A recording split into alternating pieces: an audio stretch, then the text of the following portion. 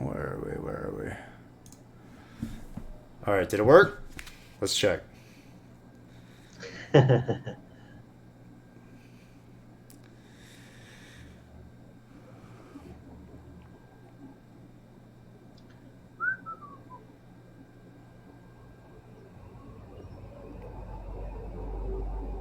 I don't know. Oh, no, looks like I'm live.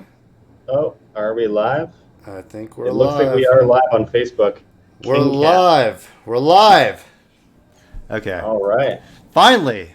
Only took More an hour. importantly, we're live on Float. Yes. Okay. So, um, it took about an hour to How do get we this. start this? It took about an hour for this all to get set up. We were all like amped up and excited to do this. At least I was. Josh was regretting it as soon as he accepted the invitation. But but yeah, here we are. This is the first episode of what I'm calling Kingcast. I don't know what to name it. I don't know. Whatever. So I just went with that for now. Steal that from Timcast. And I just wanted to, I have some things to say about the world. I'm a pretty smart guy. You do? Yeah, sometimes. And so, and I have, we have pretty good friends and relationships with some interesting people, like Josh Sigurdsson, and others. So I figured, hey, why not give this a shot? I've been wanting to do this for a while, and so here we are. I guess people can see or whatever. I don't know how I'm gonna monitor anything, but We got one like on Facebook, but more importantly, we're on Float for people to look at, and we got a few comments already oh, here we on go. Facebook. Okay, so maybe you can help me with that because I'm terrible at this. Uh, I'm on Mexican internet, so I'll do the best I can without cutting out. okay. I guess I can just monitor things. We got Hey, Acapulco Ron on Facebook. okay. It's great to be here. Are people asking anything? We have nothing asked yet, so why don't you ask me a question? Okay. What happened? Oh, it said something went wrong. On where? On Facebook? Oh, I don't know. He sees it on Facebook. I'm seeing it fine. Okay. Luke Rudowski says, "What is this grinder live streamed?" If That's right. in your, Grinder live stream. Luke, you are invited, and I know you want the invite, so you will be next. But we'll grind through this anyway. So the whole point of this thing is to have interesting conversations, kind of keep it casual. Talk about. I really want to kind of get into some of the people that we know and kind of their history because I feel like it's been a while since that type of stuff has come up. And so our first guest right now is Josh Sigurdsson, live from Puerto Vallarta. I feel like I always say that wrong. In I don't Mexico, know. That's correct. That's right. close enough. Puerto Vallarta. I've always wanted to go to Puerto Vallarta, and it looks beautiful. Give us an update. I know you talk about this every single day, but and we talk about this every single day. But give us the update of what's going on there with the current situation. The current situation is that everything's on lockdown, but nobody's listening because it's Mexico and people do whatever the hell they want. And that is one of the things that I came here because it's not scale tyranny yet in the U.S. I mean, it has been for a while, but at the level that we expect it to be. But it is getting there real fast. And while they've deployed the National Guard in Mexico, they've also done so in the United States. The difference is here, everyone just laughs at the National Guard, and over there, people take them seriously. Now, I left Las Vegas after, they were talking about locking people down possibly as long as 2 years. No, you in the left United you left Las Vegas like a month after we moved a couple doors down to you, and I think there's some sort of coincidence there. Yeah, well, there is a little bit of that. I mean, there's only so much I can deal with when I'm trying to do a video and someone's banging on my door with their dog, and lets their dog run Whatever. around. You banged on our door every night, well, with a bottle of rum, asking No, for a not with drinking the bottle of partner. rum. You had the bottle Oh, of that's rum, true. That's the only reason why and you came over. that's true, and that is the cure for coronavirus, in my opinion. But look, here's the thing: like I came here because I think that the United States is in a lot of trouble. Canada is in a lot of trouble. Most of the world is facing the biggest control takeover we've ever seen in human history. And so I went to Mexico last second. Literally booked ticket. I was at your house when I booked it 6 hours before the actual flight took off. Where there was other places they were looking at going. I know there was Yeah, Merida. where? What's it called? Merida, which is in Mexico. Oh, okay. All Mexican places because they closed the Guatemala border. Mexico is the only option, and I'm really glad I came here because And I was thinking of Acapulco too, but it was actually more expensive for some reason at that time. And like Cancun, why would it couldn't be more Americanized.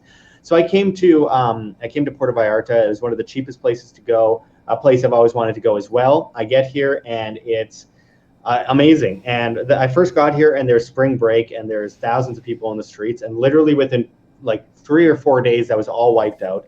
And now the So only they people saw here, your pale body, and then all the people they left. they fled. Yes, actually, no. All the pale bodies fled. I mean, I'm literally the only white guy left here. But I mean, it is funny because like every Canadian they see on the news, and same with Americans, but mostly Canadians because this place has a huge Canadian tourism scene. Canadians saw the Canadian government say that they would lose their health insurance that they've already paid for if they All don't right.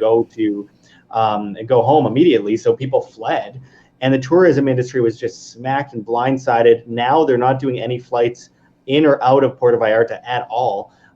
There's one actually, so there's two. There's one to Tijuana on the 4th and one to Mexico City on the 6th. But for the rest of April, that's the only thing.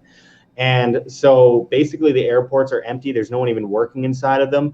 The streets are mostly empty, though there's a few restaurants still open that we've been going to and saying hi to people. The discounts on these restaurants that are already cheap are ridiculous, like $2 for like 10 tacos. Like it's ridiculous. And what was the whole thing with the? There was like the weird little regulation that they put on first, wasn't it, where you had to drink, you had to buy food to get alcohol or something strange. So this is the weird thing. When I first got here, all the nightclubs were open and it was like booming. It was just crazy amounts of people. There's like swings over the bars with women in bikinis swinging and partying with a drink in their hand. It was like full scale spring break. But what happened was they shut that down literally within 2 days, and they said any bar with 50 capacity or over cannot serve alcohol alone. They have to serve food with alcohol, Mm-hmm. and which makes no sense. But what people did to get around that is you go to these bars and they just give you free apple slices at the door, and then you're able to drink. I mean, that in the United States, it would have just shut down. They're like, oh, well, our life is over. Better die now. But here they're like, oh, let's do something about this. And they did. And also, I mean, a lot of places, the bars are actually banned. You can't sit at the bar in a lot of places, though I have anyway, because no one listens. Again, cops get paid off for a lot here. But I go to these bars and they're like, the bar is closed. But you could sit at the table next to the bar and order a drink. And it's like, okay, sure, why not? What doesn't make any sense to me is that alcohol kills the coronavirus and food would spread it. But you But you can't say have that, but alcohol. alcohol also lowers the immune system, right? Right. To a certain extent, if you drink a lot, yeah, it depends. Having two Well, drinks or two shots worth versus having 8 drinks before you is left, a you're big doing difference. like 6 rum and cokes a night, so. It's not true. Come on. This is not true. uh, Six, but I pour a really small drink. He Not does. nothing that. It's a female Yeah. drink. Yeah. So aren't we coming up on like the 3 year anniversary, or that just passed of your Trudeau? The what got you I your believe. Yeah, I right? believe like 3 days ago. What got me? What? What got you? What blew you up a bit, right? Yeah, it blew me up a bit. It What definitely. where were you like on that trajectory before the Trudeau Mm, thing? Before it, I was doing really well anyway. Like in that month before that, I had doubled my subscriber rate in 1 month, From and what, I 100 to just 200? no, like from 10,000 to actually 24,000 subscribers on Okay. YouTube. So it was actually quite significant. But I confronted Justin Trudeau 3 years and 3 days ago to the day. I got my girlfriend in the middle of the night told me we were about to have a movie night. It was my first day off in like 2 months, Is and that when you like were in I was construction? no, no, no. It was Wham, and Oh. I was so stressed out from just working, working, working. Remember, I started Wham in 2013. This is in 2017. But I was working, working, working on videos all the time. And then she's like, "Oh, we're gonna watch movies," and she's like, "Oh, well, Justin Trudeau's in town tomorrow," and it's like, "Oh, great!" Middle of the night, it's like 12 a.m. and he was there at 6 a.m. or something, and I'm like, ah. Fuck. So I literally just laid down and went to sleep, forced myself to sleep, woke up, and then ran out to this thing in the morning after like 2 hours of sleep, no breakfast, no coffee. I'm like having a panic attack because I was just fading out standing there, and I had to stand there for about 4.5 hours waiting because he Hmm. was super late. Then he takes a bunch of pictures with kids playing with Play-Doh, playing with a dreidel for some reason. It's some weird stuff. And anyway, what happened was he kicked the kids out. He's like, "All right, get out of here." And then they do a But press he let conference. you They said, stay. "What?" But he let you stay. Well, they let the media stay. They had bomb sniffing dogs and all that kind of stuff. I was the first media guy there. They let me in for some reason.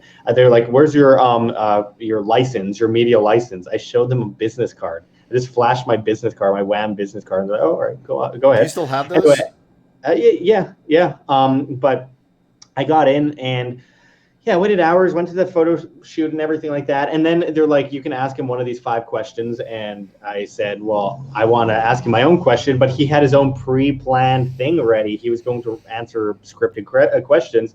So I'm like, all right, whatever, let's do this. I Were you sat to the planning side. on? We're sorry to interrupt, but you talk a lot, so I'm gonna have to interject. Yes, Kingsley.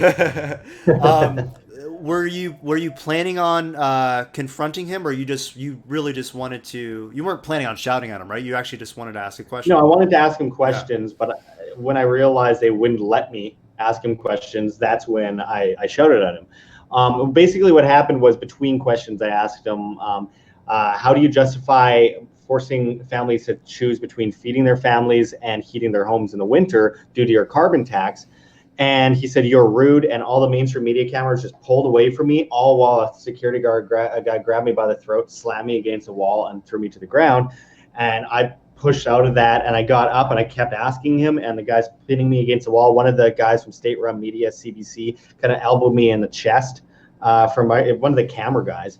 And anyway, I just decided, screw this. So I just kept asking. And I see a security guard. He's like, "Come over here, go around behind the cameras."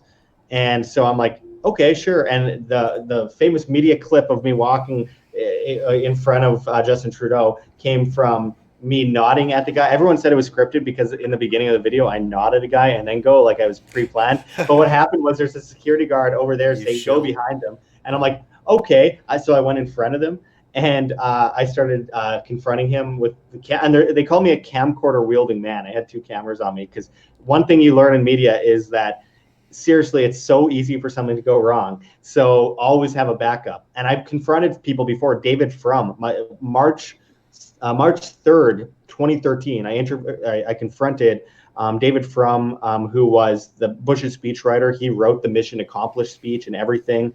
Mm. And I confronted him, It's a and I good speech. confronted him for 8 minutes straight on Bilderberg, on his friendship with David Rockefeller and Jacob Rothschild, on going and having dinner parties at Jacob Rothschild's house and all the things that he told them, and saying that the European Union was created at Bilderberg. I got that all out of him.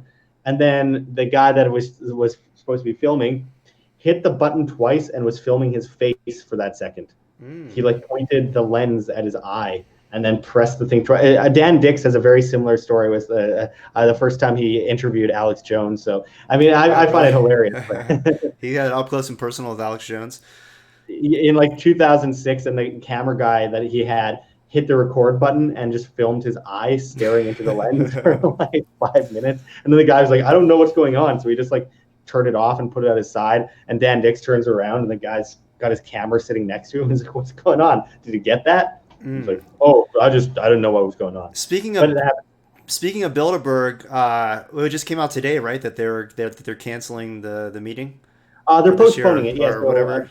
Who knows? They're probably still having a secret meeting. They're probably now they're gonna like rename it or something. Who knows? well, I should add then, because it was on the Zero Hedge today, that Dr. Fauci says that the lockdown will continue until there are no new COVID-19 cases. Zero new cases. Well, so you can't have one case That without that's what opening things up. that's what Bill Gates. I just heard today. That's what he recommended, or Yeah, yeah. now does he even recommend anymore? Now I feel like he's like directing everything. I don't know. Yeah, he says perpetual social isolation. I I mean, you can't. If you told anybody this like 6 months ago, you and I would have been like, yeah, that's possible. But most people, and even us, we'd be like, seriously though, that's actually happening. I mean, the world we're living in right now is so ridiculous. Like, I don't even know how to put a title on it at this point. We are living in.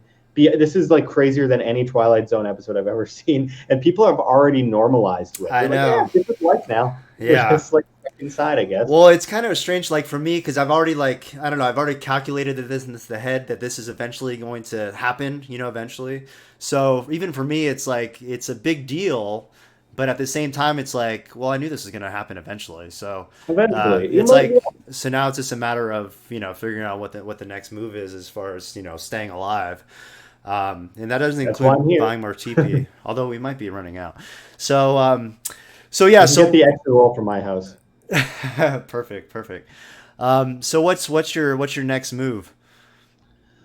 My next move is honestly, I don't know. Like I'm taking it day by day because it's hard to really judge what's going to happen in Mexico next because the news is telling me one thing, but on the ground I'm seeing something totally different, and people aren't listening to it. And I still have seen a few gringos walk around. In fact, today I saw one walking around with like a 5-year-old girl, speaking English and everything like that, while everyone else is like, "You're in like a land of terrorists and cartels, and you're gonna die." And I'm like, it doesn't seem like that. I feel pretty good over here. I mean, no problems there.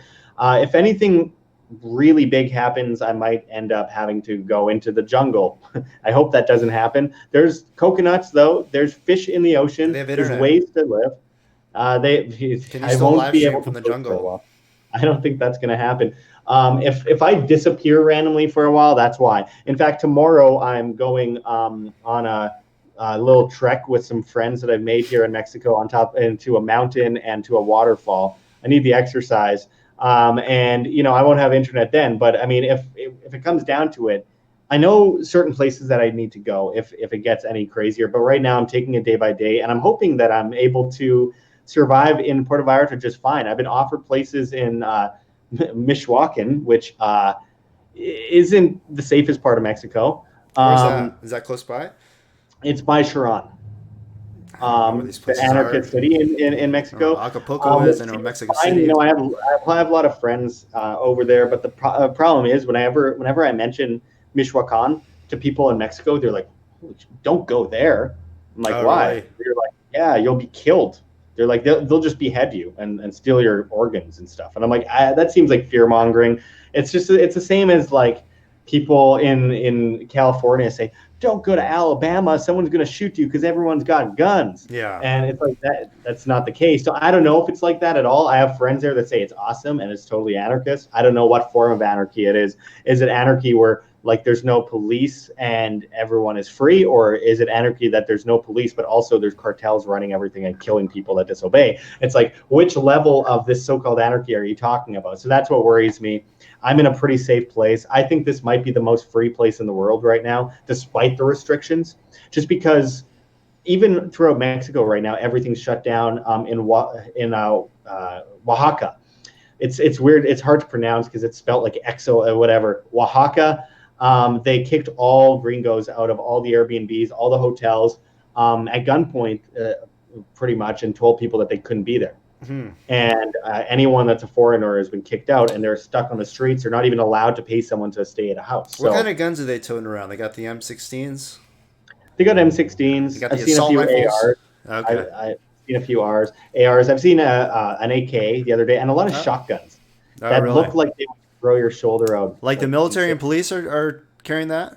yeah, the military. Uh, So this is one thing that drives me crazy: is the military police here in Mexico don't even know how to use guns.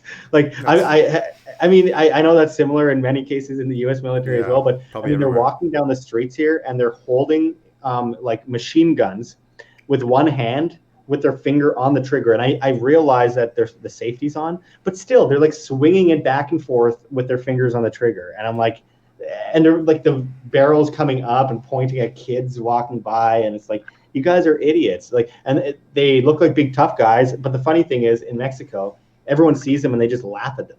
They're like, these guys are like, they're a bunch of buffoons. Basically, is what I'm getting from people Hmm. out here, and they're always hot because they're wearing like jackets in 100-degree temperatures with humidity. It sounds like the gun safety of the Tiger King. Did you watch the Tiger King yet? No, everyone tells me to watch that, and for that reason, I'm not. I know that's how I usually am, but the only reason why I did with this one is because it has tigers in it. And And because you're quarantined in your house. no, I'm not. I go out. I go out every day. I go out too. I go out to a beach with I a know. sunset. Okay, I don't have the beach outside, but I could go to Lake Mead. I mean, who needs Hawaii with Lake Mead? It's beautiful water. Lake Mead is heavily surrounded by government lands. So I don't know how well that works right now because, like, right now, Yellowstone is closed. Like, that's Hmm. half the state, more than half the state of Wyoming is just closed. Yeah, it's kind of weird because I think, well, at least Calico Basin, Red Rock here in Vegas is still open. So I'm gonna go hiking this week. Finally, the weather's nice. What are you looking at? Oh, Stevie's acting super weird right now. My girlfriend is acting super weird right now. I think she's like going after a bug or something. I have no idea what's going on, but she's acting. She's like carrying Kleenexes and tiptoeing. So I've super distracting. Okay. Oh, that's oh come on. That's like what Is is it? it A La little beetle? Cucaracha? Don't like keep crushing it. It's no, it's a little tiny beetle that's like the size of a pencil dot. Yeah, whatever. There's bugs Throw in it at him. Mexico. Throw it at him, Stevie. Amazing. I wish you could hear me. But anyway, so yeah, honestly, I think it's more free here, and I'm enjoying it greatly. I think my biggest issue right now is all the jobs lost, and literally around the world, we're looking at about 1 billion jobs that'll be wiped out. 6.6 million people in just this last week have gone to the unemployment offices and declared themselves unemployed. That's just in 1 week, and then in the last 2 weeks, I think it's over 10 million. That's wait. In That's the in UK, Mexico, what's or that? that was in Mexico or the U.S. The U.S. The U.S. Yeah. And What about in the Mexico? Mexico, well, there's no numbers that I can go by. They're not the best at keeping numbers here, but at least they're not manipulated like the U.S., where they had bad job numbers for years, and it's just been hidden in the labor force participation rate. But I mean, in the UK, they just saw 950,000 jobs wiped out, I believe, in like 2 days. I think in Vegas So alone we have I think over 200,000 just from the strip being closed down, which is crazy yeah, because we I only know. have like a million plus, a little bit over a million people that live here. Well, So it's tragic. I mean, this isn't. Look, the coronavirus is one thing, but this is going to lead to the most dramatic upheaval in world history globally. And there's going to be a virus long after the coronavirus is gone, and that's going to be banks and governments. And this is just, it's so out of control and over the top that I don't think anyone can really put a number on the casualties that we're going to be seeing from this. And by casualties, I don't mean necessarily deaths, so there will be a lot of those. I mean, just on people's freedoms, on people's wealth, on jobs, on business, on innovation, on competition. Everything's going to be wiped out here, and it would be nice to say, I think we're going to see a replacement of the system with the new guard system, but that's wishful thinking. I think that. What are you laughing at? because Erin's just coming in here, I can't hear her first of all, and then second of all, she's like she's showing me articles where you're talking about something that's completely off topic. I'm sorry, What? it's big news. What? Oh yeah, CoinMarketCap got acquired by Binance. I saw that 3 days ago. That's big news. No, I thought it Anyway, just happened today. no, I read a news story 3 days ago about that. Okay, Anyway, you got insider information. um, Anyway, sorry.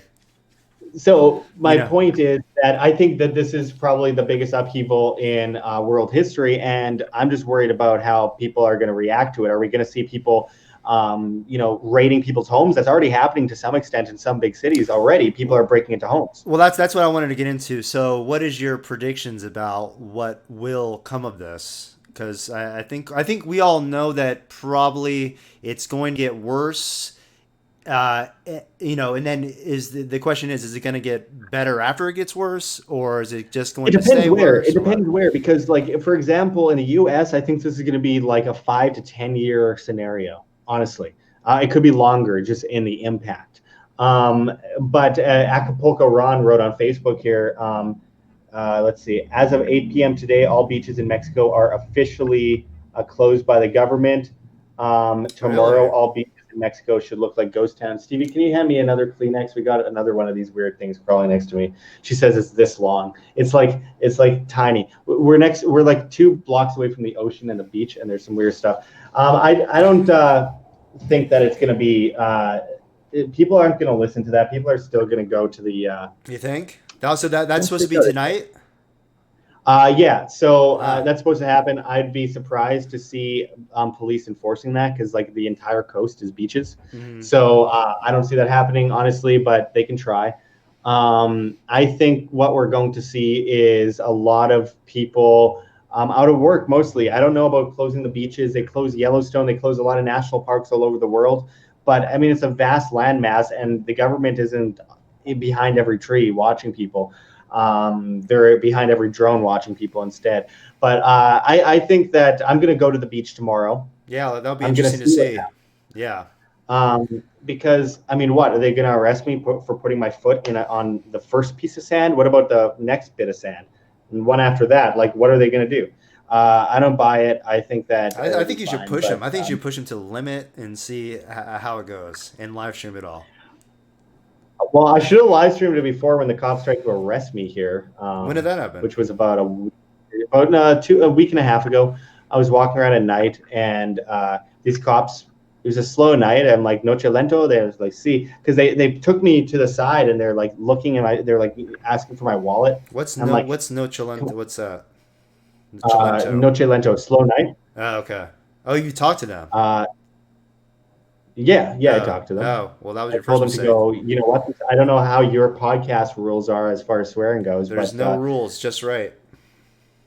okay. So I basically they pulled me aside and they're like, "Give me your wallet. Do you have drugs?" I'm like, "No. How about you go fuck yourself?" And they're like, "Calm down, sir." I'm like, "I'm calm. I'm calm. I'm wondering if you are because you're like How looking in many my pockets how right now." many Bacardi and Cokes were you into at this point?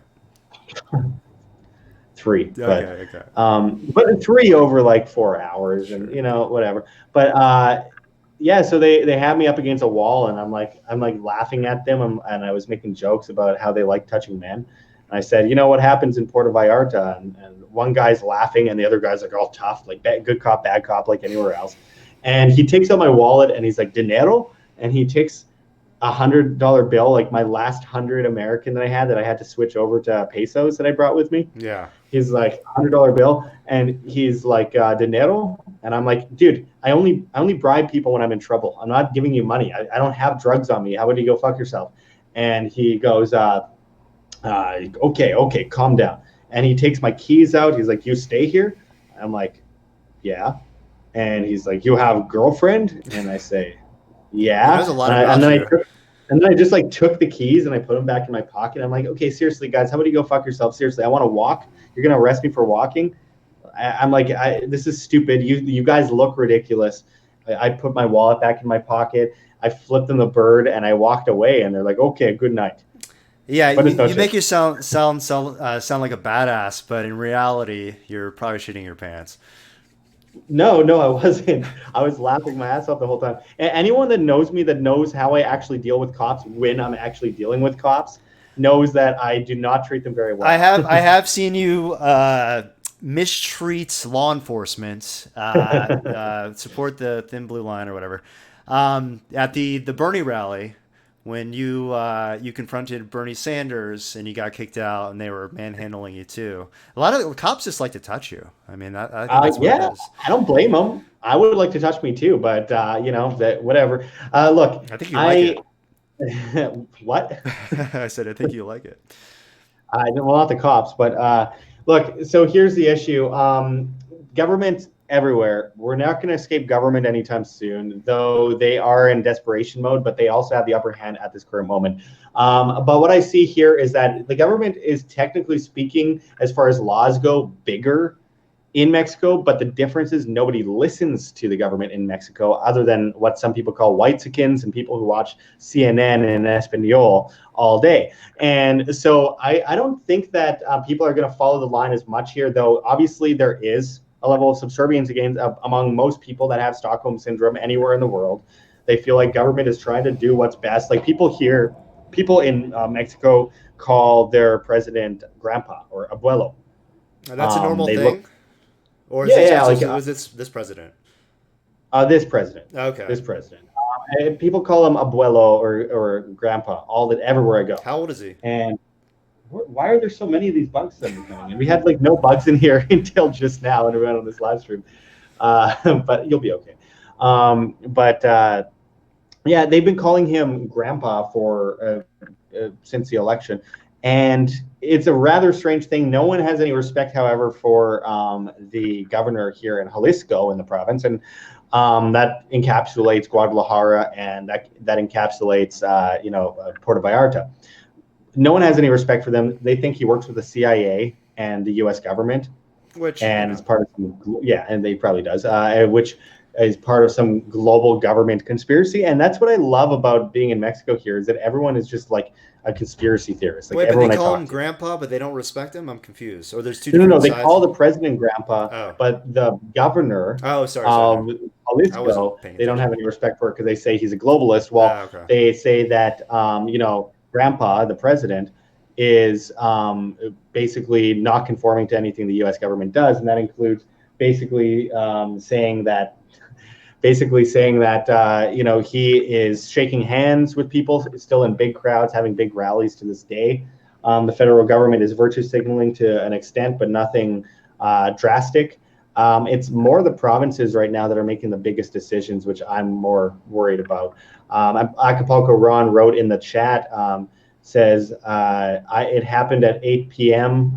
It will be forced regarding the beaches closing in Mexico. Yeah, yeah, That's but that's not to a great extent. I mean, that's good content for you. yeah, well, I guess I have But to get but arrested tomorrow. but bad times if you can't go to the beach. Well, the thing is, no one can leave Puerto Vallarta. No one can come into Puerto Vallarta, and no one's allowed to go. Even Americans aren't allowed back in the United States right now from Mexico. They're saying they're closing that to Americans as well, Oh, and really? Canadians. I can't go to the United States, and I can't go back to Canada either. So basically, if they arrest me, what are they going to do? I guess they'll put me in a cage and feed me. I don't know. Probably You'll not. know if I disappear, guys. There's two things that can happen tomorrow. I might fall off a mountain when I go rock climbing tomorrow, or the cops are going to You're arrest not me. going. Are you going rock climbing or are you going hiking? Well, it's rock climbing because we're going up a mountain. It's a hiking slash rock climbing. Okay. We're finding there's a hidden waterfall out here that people wanted to bring me to. Okay. Interesting. Well, yeah, it's probably a good place to hide your body too. Possibly. We'll find out. We'll find out soon. And you're doing that in the morning, right? Uh, that should be, yeah, very early morning. And then I you'll go to the beach afterwards to test the new regulation. Yeah, so if one thing doesn't kill me, the other will. I don't know. I'm looking forward to tomorrow. It's always a good day here in Puerto Vallarta. I look forward to every day, though I'm not looking forward to exterminating whatever these bugs are in here because it appears some eggs have been hatched. We're seeing it live. The infestation. We didn't have any bugs in here at all until literally just as I went on this live stream. We've been here for a couple weeks now, and it's actually pretty good for being right by the beach, right by the ocean. But whatever, it happens. Would you We'll move talk to there? the guy who What was owns the that? place. What? Or we'll talk to the guy who owns the place. Would you move there in normal conditions? Yeah, yeah. Yeah. The issue is, so here's the counteractant. I would usually get acne with the level of sweating a person has out here. Like it's just constant sweating. You basically have to shower like 4 times a day. However, I'm being burned by the sun so much that it kills all the bacteria on my skin, so I can't get acne. So it's a good counteractant, though it's not comfortable. And we can only have our air conditioning on for a certain amount of hours a day. Oh, So really? yeah, so Like, it's never do good. you have to regulate that, or do they do it somehow Well, they centrally? told us not to have it on for a certain amount of time, so we just turn it on and turn it off. Like my girlfriend just turned off the air conditioner, and I'm sure I'll be feeling that very I shortly. can already see But the sweat stains. oh my god, dude, I feel like shit walking around here because everyone's wearing just as like long sleeves like me too, but then they look at me funny because I'm like sweating. They're like, "What is this? Why is this person sweating so much?" I'm like, "Because I'm a human being and it's a sauna 24/7 here. Like it's just constantly hot. Yeah. At nighttime, it's hot. I go for a walk at night. I come back and I'm like pouring in sweat. Those look like baby hornets. Anyway, so that'll be fun. Stevie's left alone here tomorrow while I'm I know. I hiking. feel bad for her. We're gonna have to check in on her, Oh my god. especially if we don't hear from you. We're gonna have to send a, I don't know, You should airlift. just see her face right now. She's just sitting on the edge of a bed, like scratching herself, feeling itchy. It's like But a crack addict. pretty much, yeah. So, but I mean, it's been a really good time down here. I'm really enjoying it. It's a beautiful place. I'm just feeling bad for everyone that's lost their jobs. When you walk along the boardwalks, if you watch videos on YouTube of Puerto Vallarta, There's a few traveler channels I watch where they show people and nomads going to different places. And one guy I watched went to Puerto Vallarta this time last year, and it was shoulder to shoulder traffic, people walking. You couldn't move hardly. It was just crazy. The beach was fully filled up, and I'm walking around that same spot at the same time of day here, and I'm the only one. And Ah, it's sad, it's sad because I look at every business is shuttered. People are writing "fuck COVID-19" on the windows I of saw businesses, that. I saw that. Yeah. and it's like, and honestly, it's going to But lead you to can't desperation. fuck a virus. That's the issue. Yeah, yeah. Well, I mean, you can fucking get a virus, but it's you don't want to fuck a virus. But so I'm walking around here and I see all these shuttered businesses, and people are going to get desperate. Now, not so much here as much as over there. I think in Mexico, this is going to last like 2 or 3 months. In the United States, I think this is going to last many years. People are self-sustainable here. They'll find a way. I believe that. The government is the biggest problem, the biggest thing in our way right now here. And a bunch of the coronavirus numbers are accounted for within the cruise ship industry, which shouldn't be counted into the number in Mexico, which it hit an arbitrary number. It hit 1,000 people have had it out of the 1 million people in the world. 1,000 people have had it in Mexico. Wait, 1 mil? What? 1,000 out of 1 million? What? So the number of cases of coronavirus overall hit 1 million today. Oh, okay. But 1,000 in total in Mexico so far. Okay. And when it hit 1,000, they extended the emergency notice for a certain amount of months, or like until April 30th. And I'm like, it's just an arbitrary number, 1,000. I mean, I understand. Like, look, we went from 100,000 to 1 million in a week. That's concerning. Could that go from 1 million to 10 million in a week? That's also concerning, and that where that goes. Sorry, I haven't been paying attention to like the exact numbers. I've been following it since like I think in the hundreds or whatever. I don't know. I've started following it early on. Myself, yeah. Yeah. But I haven't been paying attention to current numbers because I just don't believe any of it. So what's the point? But so it went from 100,000 to 1 million now in a week. In just over a week. But then, Yes. but then there also I hear a lot of reports of like in Italy, anybody who dies from other causes that has coronavirus, Right. they get counted in the numbers. We don't trust numbers So from let's China. We don't trust numbers from the U.S. Blah blah blah blah. We have to factor in that I think China's undercutting the numbers, that there's probably hundreds and hundreds of thousands of more cases, real cases in China, If not while they're millions, right? Because all the of cell course, phone yeah, deactivations. Yeah. possibly, or they're just murdering people who have coughs. But also on top of that, because millions of 21 million cell phone numbers were just canceled all in 1 month. But in the United States, I think they're exaggerating the numbers. So you have to kind of play the scale there. I think there's a power shift happening in the direction of China, and they're trying to prop up China as a global technocratic superpower, and they have for a long time. This is just a perfect way for them to do that. And I did a video recently called "The Chinese Global Takeover," which I hope people check out on my YouTube channel at World Alternative Media. But oh my God, what, another one on the bed? You're That's gonna be see you're that's gonna be where sleeping on a bed of whatever. see look, this is where I draw the line. Bugs aren't allowed to be in my bed. Don't squish it on the bed. Pick it up and squish it. Okay. Anyway, but yeah, I mean, I'm thinking that Did you eat crickets the other day? I ate 2 crickets the other day. Okay, so you got some more food for Is that like just in is case that like things get bad. super non-vegan? Like, where do you draw the line as a vegan? Is a cricket okay? I think I've eaten crickets back in the when I was like a child, maybe I don't know, but I mean I would I would eat a cricket if I had to. I'd eat all sorts of things if I had to. Well, I mean, if you have to do what you have to do. But I will even still. I Why do draw you the think we line. have pets? I mean they're Of course, they're just there just in case the fridge runs out. bring them running so that they're all tough. Yeah. But I mean, look, I I I think that my girlfriend needs to keep her mouth open while she's sleeping. She'll get extra nutrients from the bugs. We've got to save on food right now because they're selling out everywhere. So And are you having her go and collect them into little jars right now? of course, into little jars. They're all going to squirm around, and put some salt in there. Perfect. What kind of crickets did you have prepared for you the other day? We kept calling them grasshoppers. They were crickets, but Okay. yeah, they. I don't know. Grasshoppers, you can charge a premium if they're grasshoppers. That's probably why they say they're So grasshoppers. Gary Cook just posted a GIF on Facebook in the chat of a cricket saying "chirp chirp." Well, thank you very much for the animation. That's Josh's dinner.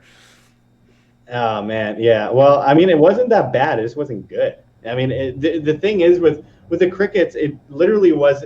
It wasn't something that like made me gag. It wasn't something that made me disgusted. It was fine. It just wasn't good. People who say that it tastes like chicken don't know what they're talking But it about. was it salted? Was it chocolate? What was it? It was salted. It was salted. I didn't have any of the chocolate ones. They sell that at 7-Eleven here. I'm not interested in that, but Oh, really? 7-Eleven has it. yeah, OXO, 7-Eleven, they all have it. It's easy to find salted crickets and chocolate crickets here, but they have them at every bar. Just ask for crickets at a bar here. Oh, really? Yeah, yeah. I mean, someone on okay, so at Cartulina on float says I ate a moth. A moth. This is Oh, one. yeah. I believe she's from Chile, so maybe that's what they You eat. got to watch out though. Moths can carry worms, so you might and parasites and stuff. Have you ever seen those horrifying videos of moths with parasites coming out of them? It's like one of the worst things. It's a trend on Facebook that people share around every now. Yeah, I think I have seen that. I mean, there's all sorts of crazy insects out there that like infiltrate your brain and eat its way out and Yeah, all kinds yeah. kinds So of you stuff. have cats, so you have those. Yeah, I know. I mean, yeah, I feel it every day. Just going more and more crazy, and then you start worshiping the cats, and then anything the cat asks, you have to do it. I mean, Yeah. it all makes sense with Egypt and everything. Sooner or later, they're wearing your clothes and you're crawling around on the floor, licking your hands. I mean, Aaron's already there, so Yeah, well, of course, yeah. I just had I to see clean. that. I had to clean her litter box today. Oh God. So what else, like how do you compare Mexico? Well, I mean this isn't really a comparison, but to kind of what you went through in Mauritania and other things. I mean, do you think it's gonna get Nowhere. that bad? Well, they'd be lucky if it got that bad because in Mauritania, everyone was content with it and knew how to handle it. Yeah, Difference is this is a first world place. I mean, yeah, there's parts of Mexico that are third world, but where I am, totally first world, right. and no problems there. People are very self-sustainable compared to the United States. Mauritania, I mean, they cut off your head for drinking alcohol You there. weren't So you were saying actually that Mauritania might be the best place to survive this pending 100%, apocalypse. Yeah, 100%, it would 100% be the best place to be right now. Honestly, I know of a place in Mauritania that I could be right now. The problem is that it's like you have nothing good for food. I mean, you're used to that. You're a vegan. You have nothing good for food to I begin eat with. organic, healthy stuff. Okay, fruits, Try eating vegetables, leaves. Try plants. eating leaves with salt on it and a little bit of dampened I could water. do So it, it's man. like, I could do it. I eat whatever. oh God, you did. I'm not picky. If you were in Mauritania living for like several months, you just become like a skeleton because like you would have to eat meat there. You have to. Yeah, Yeah, maybe. like I mean, I you might be have a to. You'd be cannibal. eating goat.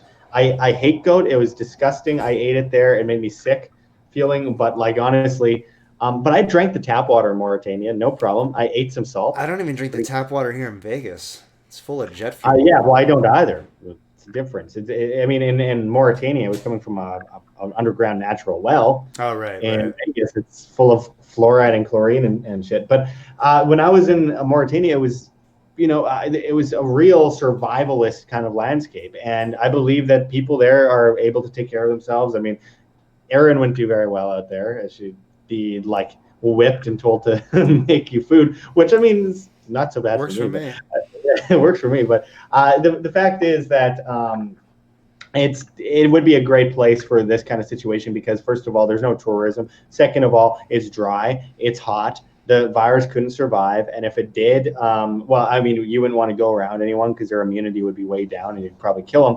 But I haven't seen any cases there. And if you stay within the desert, I mean, what's going to give you coronavirus? I mean, and it's ridiculous. I'm not worried about the virus as much as the other virus, the government. And honestly, while there is a big government in Mauritania, you don't see them if you're out in the middle of the desert.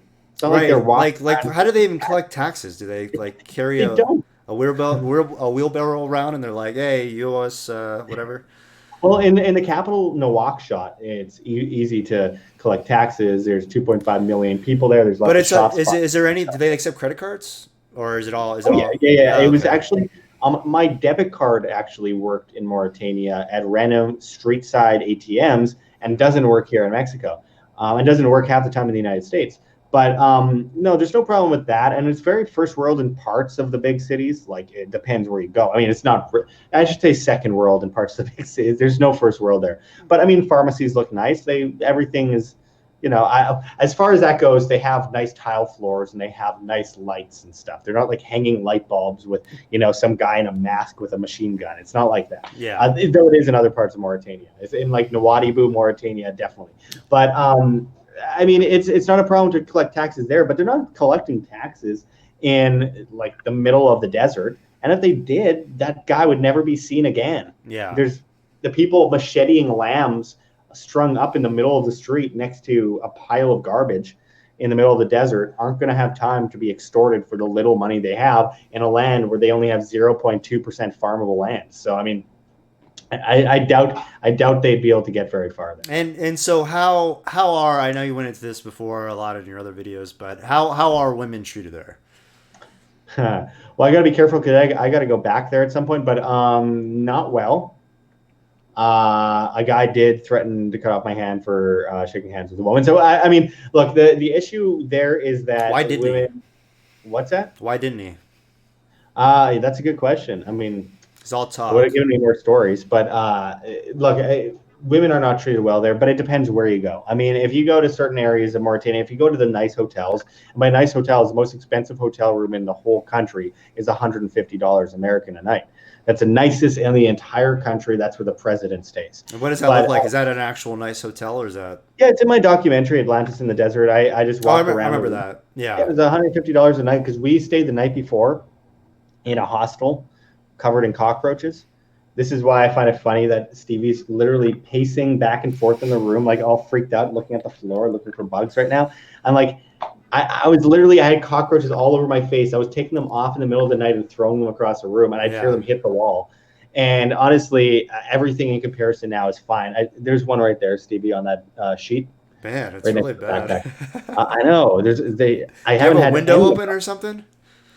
No, I don't have a window open. Yeah. I don't know where they're coming from. They're probably coming under the door because the door doesn't come to the ground for the hallway out here. Anyway, but yeah, I mean, the cockroach is crawling all over my face and all these problems. And then, the next night I'm in Nouakchott, Mauritania, not in a minefield, not with raw sewage, not with like dead bodies, not with garbage everywhere.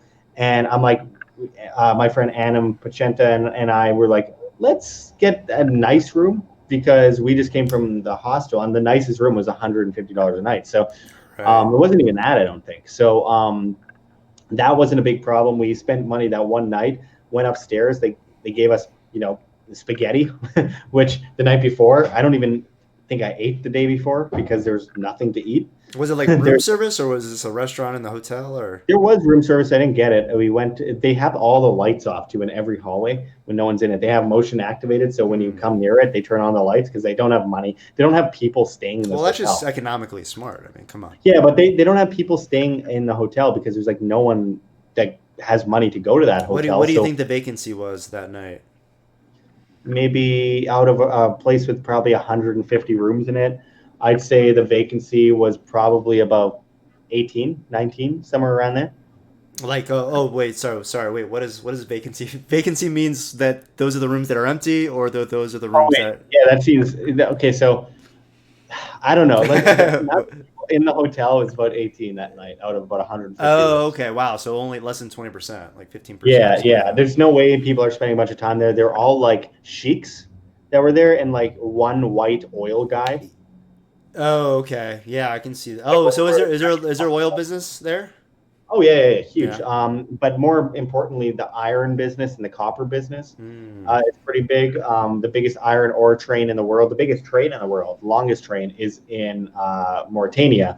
A lot of people take videos and post on YouTube of them hopping in the back of this train and riding along the country. It's a pretty cool adventure. I wanted to do it, but we ran out of time. But yeah, I Where mean, Mauritania? It's on the northwest, right? yeah, if you can Yeah. consider it that. But the problem with that is that it's hard to say north because it took like 3.5, 4 days to go down the coast, nonstop driving to get to where we were. And what So, I mean, countries did you go through? Morocco, Western Sahara, and through Mauritania, all the way to the bottom by Senegal, by the Senegal River, and that's right where the jungle starts and the Sahara Desert ends. And there's two highways in the whole country, so it goes down like this and then up. So we have to go from the top of the country all the way to the bottom and go almost all the way to the top again to get to the reshot structure, which is where we were going. Your mom says vacancy equals empty on Float and sent $35 in the crypto super chat on Float. Ooh, crypto super chat, peer-to-peer, no fees. This is what I'm talking about, people. This is the future, and go to float.app if you have not yet. Join float.com. That is join, flote.com. And sign up. It takes 2 seconds. I would really appreciate it if you did. Because absolutely. For those watching on Facebook, let's see, 9 of you. Tim Pachote very popular says man on Facebook, what a Mauritania shill. He's being paid to promote Mauritania. I'm pretty sure you do work for the advisory board on the the visitors of Mauritania. Mauritania and Puerto Vallarta, of course. Yeah. Well, and the thing is, you should get some sponsors. I mean, come Malaga, on. Spain. But anyway, I mean, I would live like a king in Mauritania, honestly. Landmines and all aside, with just $100 a month, I could live in a mansion in Mauritania. So I mean, it's an idea. Maybe we should start an anarchist community in Mauritania. I think we could take it over. We'd have to. Well, we probably could. We should do something about. Well, I shouldn't say that on video. I'll get beheaded next time I go there. You're not allowed to talk about that stuff at all. And I do want to go back, so I am kind of actually worried about it. But we can. What are you going to go back there for? Because I want to go back to the reshot structure. So you can taste more sand. If you don't know yet, if you haven't seen Josh's video, he does taste the sand of Mauritania, and he pretends like he knows what he's talking about, and he says that it's a little salty, so he feels that maybe there was ocean there before.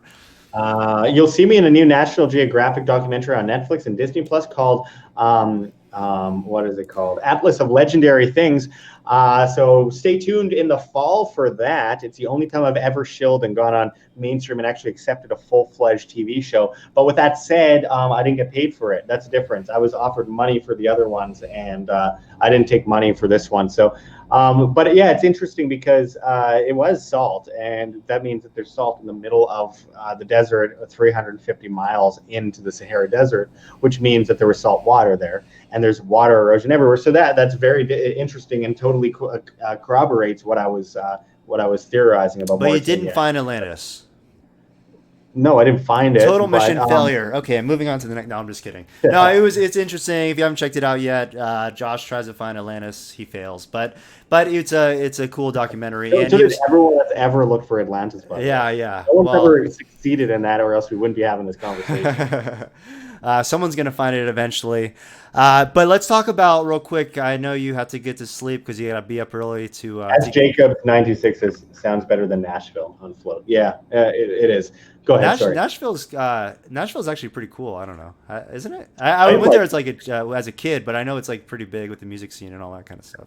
Not that I'm not into country music, I don't think, but anyway. So let's talk about your National Geographic. So National Geographic reached out to you to be this expert on Atlantis, and let's just say, Josh, he's done a lot of stuff. He's only 26 now. 25 still. I think he's been 25 for about 5 years, though. But anyway, so he's 25 years old. National Geographic reaches out to him because he does this Atlantis trip, and he's now the expert on Atlantis. And also at the same time, you scheduled it kind of perfectly with Sam Tripoli, going on Sam Tripoli's show. If you haven't seen that interview, that's Josh's best interview to date, I believe, at least from the ones that I've seen. Very small, because certainly better than this one. Yeah, definitely better than this one for sure. And can you give us a little of some of the stuff we talked about as far as the behind the scenes of what, and you don't have to get into all the nitty gritty, but some of the things that you experience at the comedy club and all this kind of stuff, and your experience on Sam Tripoli's show. Yeah, I mean, Sam Tripoli is one of the coolest dudes to ever be interviewed by. It was a great show. I love the podcast format. I love sitting for hours and talking. Tonight, I'm extremely tired, but nonetheless, I like the format. I especially like being in studio. It's a good feeling to be in studio. And I just like being interviewed. Generally speaking, I like. He likes to talk about himself. What do you? I like to talk about things. and stuff. But I hate it when I go on an interview and people ask me, so how did you start your media? Why did you start your media? I hate that. I hate that because I've answered that a million times, but I still do it. I mean, if people want to interview me about that, that's fine. I just don't, I prefer not to talk about that. Doug Casey once told me, I hate talking about economics and anarchy and politics and all that in interviews. And I'm like, What else does he talk about? What, like cigars, I guess. yeah, he's like, what about traveling? He's like, oh, I've talked about that too much too. He's been to Mauritania. I had dinner with him recently about and He talked seems about cool, that. but But he just seems like um, a grumpy old man. he's actually really cool. But he's like, I'd like to talk about my fictional books that I write. I'm a fictional author now. I'm like, all Oh, right, does he but publish? Does he have anything out there? yeah, lots of stuff. He has a very well selling series, a good Oh, I think a best selling series on Amazon. But anyway, but Sam Tripoli's awesome. He's a great host and he's a great person to talk to and hang out with. He's hilarious. He's really real. He is very much divided from just the comedy movement as an individual because he has an individualist tendency to him, which I found really cool. And he is.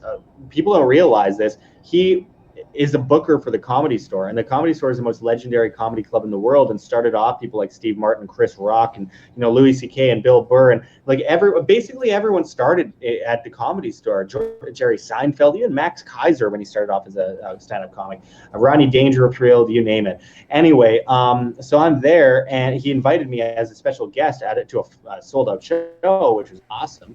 And I show up, and it's him and Joey Diaz I think and you're moving around too much. It's starting to mess with the internet speed.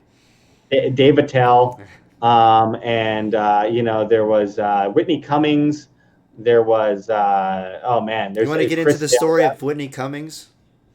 No, Okay. no, we're not doing that publicly. Okay. There's some things that can't go public, but no, I mean there was just a lot of people, a lot of awesome You saw people, and you then saw Rogan. We won't get yeah, into I that saw either. Joe Yeah. Rogan. Yeah. He accidentally bumped into me and elbowed me in the chest really hard. I really Did hurt. you cry? He didn't. No, but he didn't say sorry. But anyway, so there, lots of people, but it was super cool because I was able to be backstage, hang out, have drinks. Um, You hung out I with Eddie can't. Bravo, right?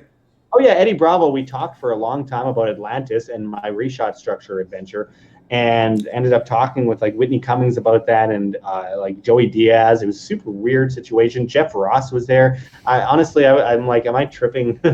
Is this actually happening right now? Because it's not like I'm a super big fan of all these people. I've known them a long time. I've talked with Jeff Ross a million times in my life, back and forth on Twitter.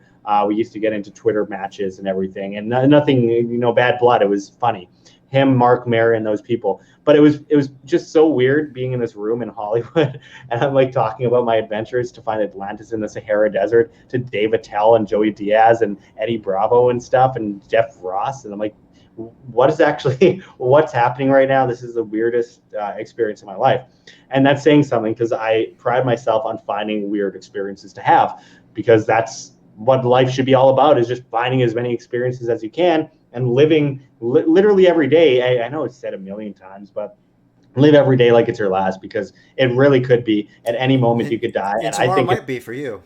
it might be, it could be, but it's so important. People waste life. You are one of like a million sperm, and you're not going to spend time. It's a miracle you're even alive to begin with, and you're just going to throw that away. I mean, that drives me crazy how many people don't spend their life. It's just, you are a currency. Spend it wisely, and do things and have memories, take risks. Don't get yourself killed, but take some risks. And I don't know, it bugs me. Human beings trek the whole planet, but nowadays just sit inside and do Netflix and chill. And right now everyone's being forced to, and I wonder why they're ripping apart the very remedy of humanity itself from the individual, and forcing them inside as products of the government. Like, When did you develop this, or have you always kind of had it? This idea of, you've always been kind of a guy, a upstart I type of have been guy. a male. I have had a penis. I No, guarantee. but you've been doing things since a very young age. So where did that come from? Is that like internalized? Did you like read something or get inspired in some way, or do you have some sort of people that you follow that I inspired think you? that my whole life has just been kind of an acid trip, honestly. Uh, And earlier on in your life, it really was. it was actually, yeah. No, I mean, I don't really know who inspired me. Many people inspired me in different ways, in different aspects. But it was. I honestly can't even answer who inspired me. I think that just individual circumstances inspired me individually. So things would happen, and I would just follow a path, and I just follow paths and try to plan ahead as much as possible.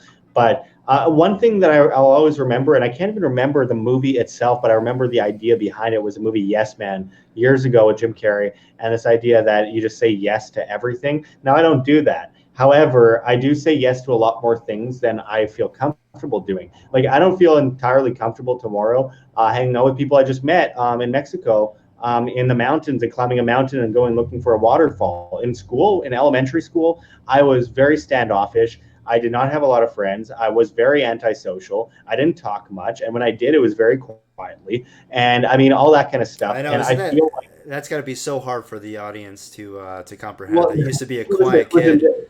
This is the thing. When I was younger, I had regrets, and I don't have regrets anymore. But my regrets consisted of not doing things when I had the chance, and it drives me crazy. Like just as a little kid, not saying something to a girl when I could have, and I lost a chance or something like that. And that kind of stuff drove me crazy. Looking back on later on, like when I was 13, I wouldn't do something, and when I was 14, I was freaking out that I didn't do something that a year ago, and stuff like that. It's like I don't have regrets for things I do. If I say something stupid, then whatever. I just close my eyes and go on to the next thing. I've said many stupid things. I've had many bad interviews. I've tripped over myself many times.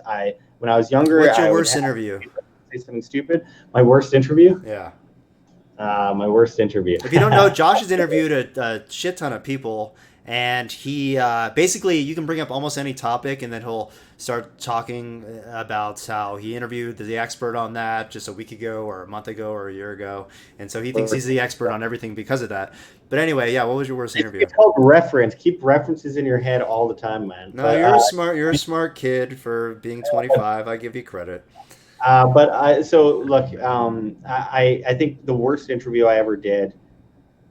There's a couple of them. I think the worst interview I ever did was with Lauren Southern because I totally blew it. Like I was totally off my game because we talked before the interview about how I was just joking around. I was calling her a Nazi because it was funny, and we were just playing off of that. But then when I started the interview, she actually got super offended for some reason, and she got angry at me, and she like stormed off after the interview. But What? during the interview, she was like angry with me the whole time. I was like rolling her eyes and giving me a really cold look, and it totally threw me off because I knew her for many years. I thought I was good friends with her for a long time, and I knew her like back when she was like 17. So it was just weird because I was sitting there, I'm interviewing her. It wasn't the first time I interviewed her. The first time I interviewed her, she actually credited me with helping her get famous. So I mean, like we had good, connection and everything through that. But it was when I interviewed her at Anarchapulco in 2018. I just somehow offended her some way, or Huh. was that 29? No, it was 2018. Yeah, 29, 2018. 2018. Okay, yeah. And she, I can't remember the last time she went to Anarchapulco. She has 20, kids now. 2017. Yeah, well, she Yeah, has 20, one. I think. She's married with children. But so I interviewed her and it was just so bad. Like because it totally threw me off and I didn't know how to. I was tripping over my words and I couldn't pull it back together after that. And I should have just been harder on her and just kept going with the shtick of like being hard on her. But then people who are fans of hers got really offended that I dare make jokes and make fun of her. Did this But video end up going up? yeah, You yeah, yeah. posted It's, it? it's terrible. And I Oh, it's still literally up?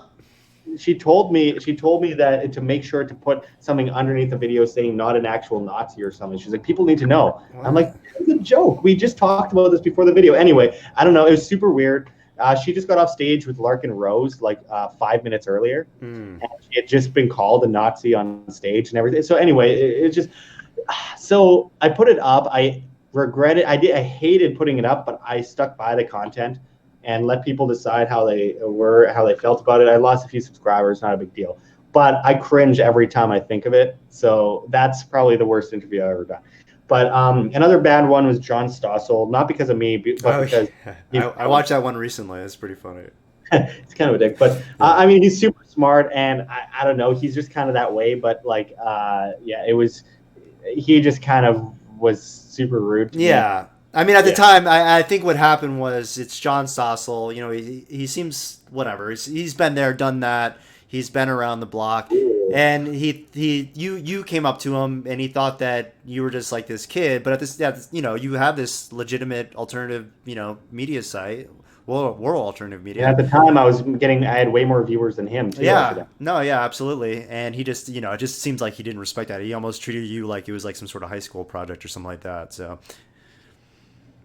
Yeah, but it was a really bad situation. I hated it. It was a terrible interview. But I put it up, and people were on my side, and basically 99% of the comments were like, "Wow, this guy's an asshole." And for me, I don't care. I forgive. I don't care.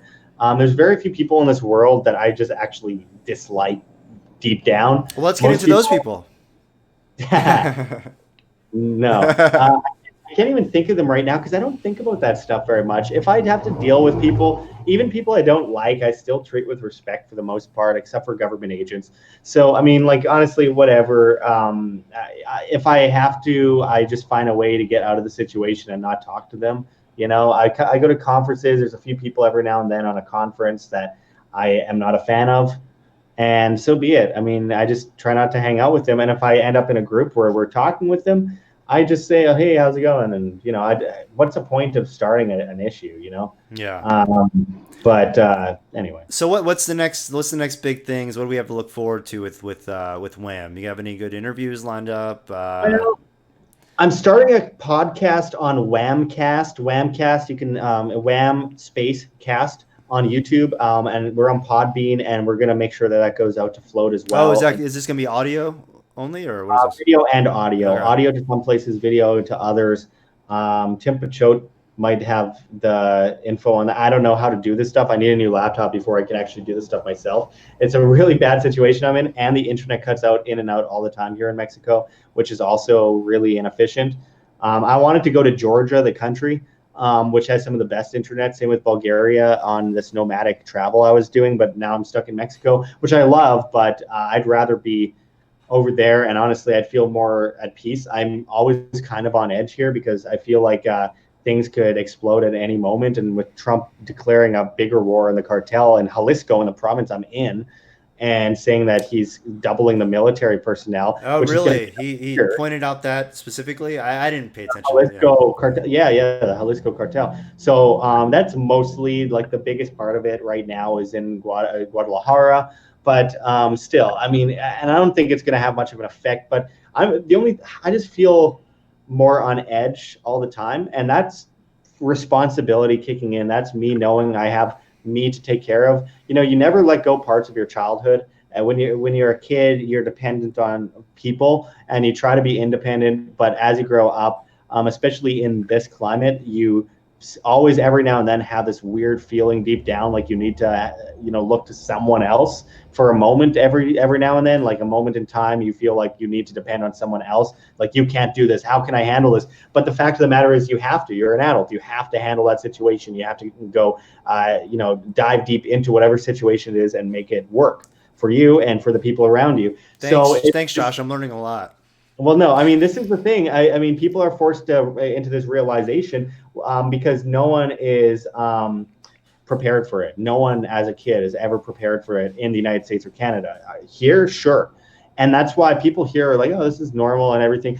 But when you deal with like military police, when you have cartels everywhere, I don't want to be involved in it. I don't care whatever people here decide to do, whatever. I'm just worried about my own freedoms, and my own freedoms mean my own responsibilities, and my own responsibilities mean that I have to ensure that I take care of my safety and And what about the your people girlfriend? around. She's just left in the dust, eating bugs. No, take care of I have to take care of it. That's the thing. That's why we're here, because I just didn't want to risk martial law in the United States. I don't know what I would do, honestly, and Yeah. I don't know if I'd make the right decision, and I don't know if there would be any escaping once it really kicks in. And I feel like there's a way to escape down here to an extent. But I would be lying to you if I said I wasn't worried and concerned. But in the near future, I'm doing videos, interviews with many people, setting up something with the UFC Hall of Famer right away, Oh, hopefully really? right away. We are working on a podcast. I want to do daily podcasts once I find a way so I don't have to make Tim have to work on all this stuff all the time because he has a million things to do himself at the Liberty Advisor. So I want to really start building that, and I've been documenting almost all day, every day out here in Mexico from the moment I left Vegas, and through every single moment, every restaurant I've gone to, every walk I've gone on, everywhere I've gone, every store I've gone to is all documented on video. And I am making a series, a vlog series, week by week, week 1, week 2, week 3. I'm on week 3 now, on YouTube. So I'll be posting that soon. You'll see a massive transformation. And I think it's historical documenting. And I think everyone should do it if they're still able to go outside, document the world around you. This is the most historic time in human history, I believe. I kind of want to set one of these up, set a stream up on the Vegas Strip.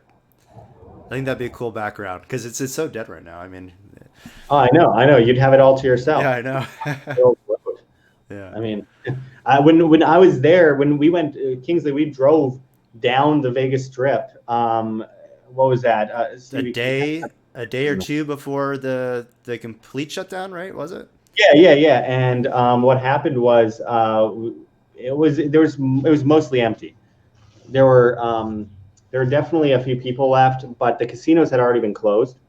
The hotels were open for one more day. And at the end of that day, they closed. Here's your bug present. Sorry, I just killed another. But yeah, so it closed that day, the casinos, and the hotels were closing the next day. So there were a few people left, but the transformation is absolutely amazing. If it was that bad then, I can imagine what it's like now. And I'm sure a lot less cars. I'm sure the freeway is pretty nice to drive on right now. Barely anyone around. And I I want to I want to go and film it with like a miner's hat, like it's like with a flashlight, like it's ancient ruins or something like that. yeah, you should do that. But LA freeways are completely empty, which I can't, just shocking to think of. That's one great thing about coronavirus stuff and all this lockdown is that there's no rush hour or any traffic really. So Yeah, just a bunch looking of at the positives. stages. Yeah, yeah, it's like, yeah, under in Nazi Germany, those guys the scared themselves out, the chocolate got really good. but the trains were really busy. Yeah, I don't know. I mean, there's silver linings, but I don't think it's a good silver lining. yeah, yeah. It's a sign of not mass casualties yet, but mass enslavement. And What are you doing to? Well, so the one thing that I worry about with Corona, and who knows if I've had it or not or whatever. I was like feeling bad for one day, or I don't even want to admit that because who knows? I'll be thrown into a camp tomorrow. But anyway, so I take a lot of supplements and all this kind of stuff for the immune system, and I spend probably at least like an hour or 2 hours a day just doing all this, taking all this crazy stuff. What are you doing yourself? I know you take like a lot of vitamin C and what else? vitamin C is key. It literally, you should take a whole lot of things. Zinc is important, magnesium, all that kind of stuff. But honestly, I think literally 100% the most important thing anyone can take in their entire life. Don't say alcohol. No, vitamin C. Okay, okay. Vitamin C, like seriously, if you take like 20 vitamin C pills a day, they recommend that you only take 2. If you take 20 of those every day, you're going to be fine. Like seriously, it's people have talked about it even possibly working on cancer. Vitamin C. I mean, vitamin C is just one of the best healing vitamins, things that you could possibly take in the world. But zinc allows you to absorb it. There are metals that you need to take and minerals that actually help absorb vitamins better than others. So it's important to take minerals, and obviously not too much of those because you can get very sick. I've gotten very sick from zinc before, and Oh basically yeah, your mouth just metal. I've overdosed on zinc accidentally once before, and all of a sudden it felt like an alien was in my stomach and was trying to get out. All of a sudden my stomach turned hard in like one spot, and I was like screaming for Aaron to help me. It I was know really exactly weird. what you mean. It's a bad cramp. You like some of Oh your yeah. muscle cramps up. And I was in Texas at the time. I was about to go to Turkey the next morning, and I suddenly I came down with a fever. What happened was I took 2 zinc pills instead of 1, and zinc is potent as hell. And then I took some multivitamin, and I didn't realize a big part of it was 2 times your daily dose of zinc Mm. already in the vitamin or in the multivitamin. So I basically quadrupled the amount I should have taken.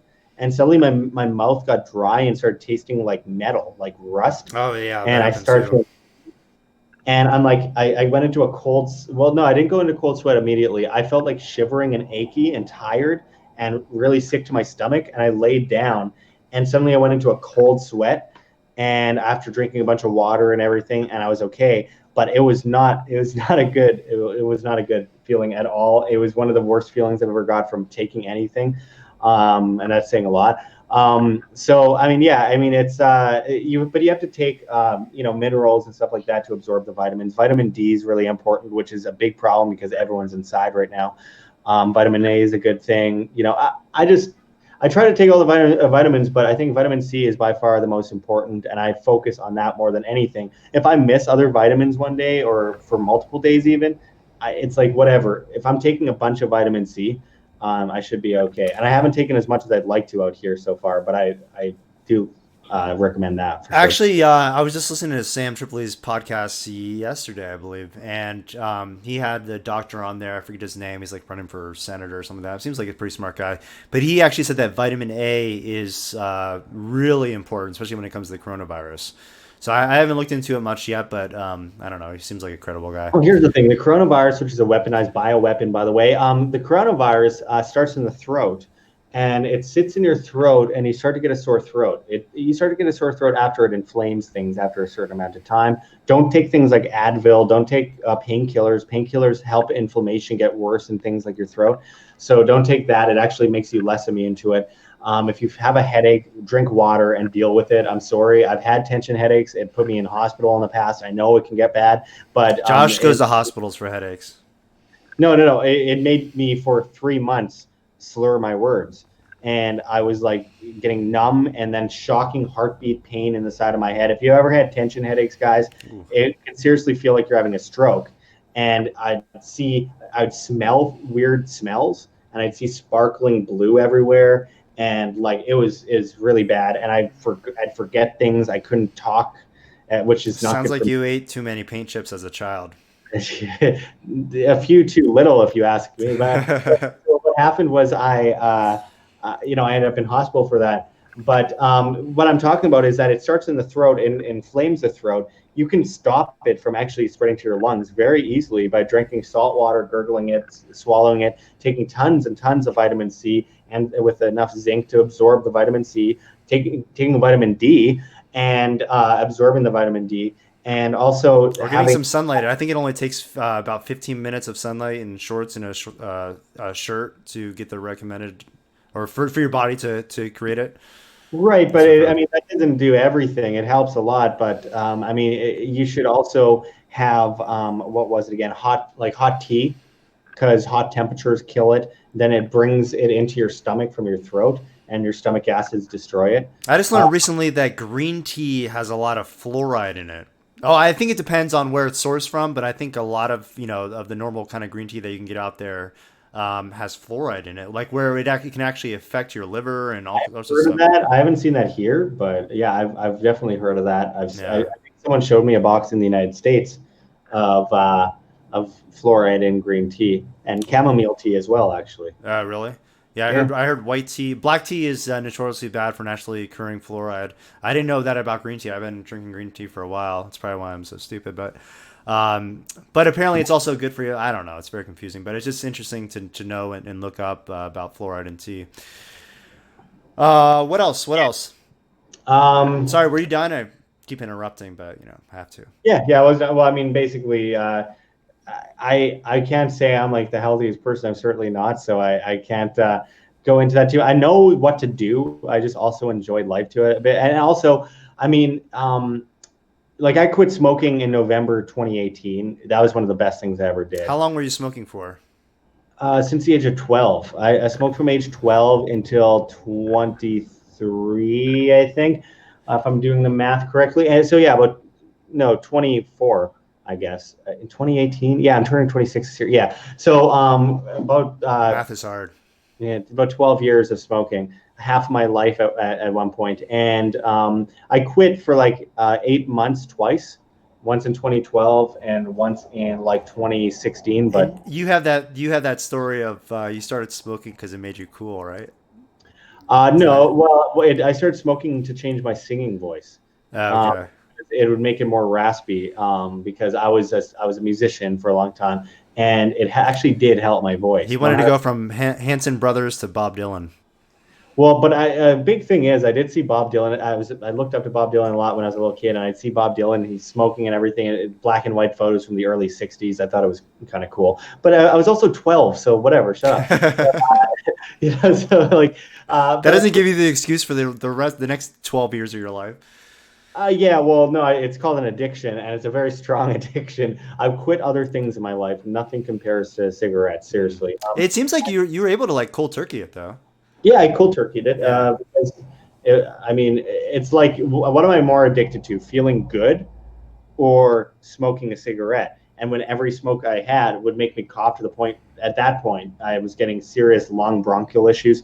I would be like almost falling to the floor, dizzy. My legs would give out. I was coughing so hard. I was going blue in the face, vein popping out of my forehead. Like it was bad. I couldn't even do videos a lot of the time. So I needed to quit. And what I did the first night I quit was I did a cold turkey. I bought a carton of cigarettes the day before, and I had like 4 cigarettes out of that whole carton. I still have them at the house. You can go get them and sell them for me to Ooh, take a profit. collector's item.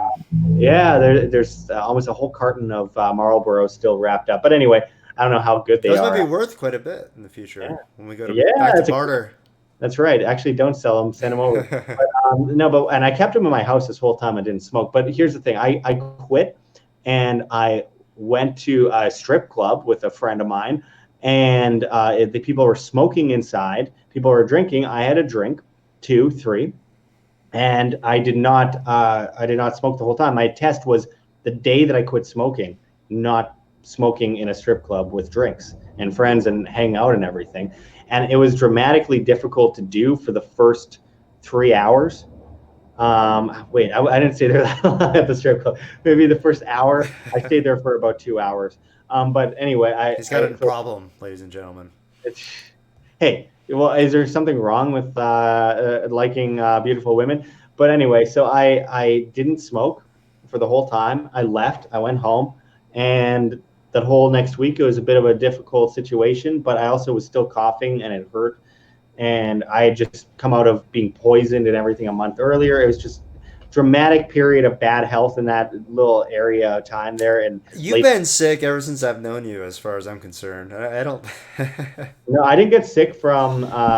So I got sick with the flu after getting. This is the stupidest thing. I got my first vaccine since 2006, in 2019, to go to Africa, to go to Mauritania, because you needed a yellow slip to get into the country, and you needed proof of it. And I was thinking of bribing them, but I couldn't be sure, and I didn't want to go all that way and then get kicked out. So I got the yellow fever vaccine. Well, I got the flu for the first time since 2006. The last time I got a vaccine, by the way, and it ended up turning me into like just a mess, laying in bed, just The yellow still, fever vaccine did this? Okay. yeah.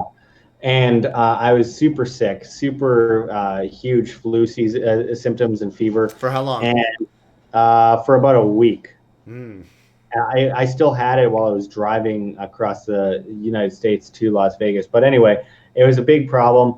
And that otherwise, that before that was January of 2019, because I caught a cold, just a sniffle on an airplane, because we were traveling from Miami, and I ended up getting a cold on the plane, because that's the number one place to get it. Your immune system is seriously damaged by the radiation on airplanes. In Miami?